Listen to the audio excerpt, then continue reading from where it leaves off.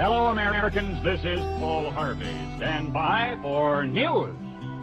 And now, the rest of the story. Here is a potpourri of the day's news from page 3. Oh, in Nashville, Tennessee, Albert Henry Stone fell asleep at the wheel and his car ran through a busy intersection and jumped a curb and tore down a fence and bounced off 3 buildings before it stalled out. You know Henry's unhurt. But wait.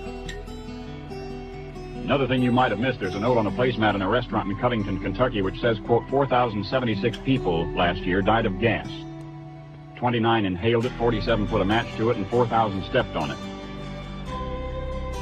In a car wreck northwest of London, England, the Duchess of Bedford has suffered a concussion, and her 20-year-old daughter is terribly smashed up.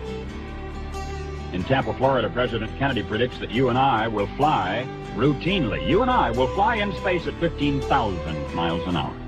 Hello, Americans. This is Paul Harvey. Stand by for news. As a boy, I fell in love with words and ran away from home and joined the radio. And it really was something.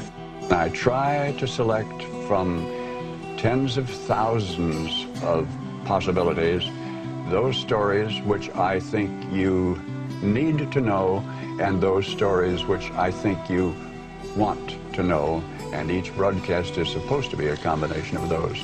Larry Stone in the West Kentucky News says he awakened to be greeted by this cold, miserable day, and he prayed that the Lord would send him enough strength to get up and get dressed and run 10 miles and go to work.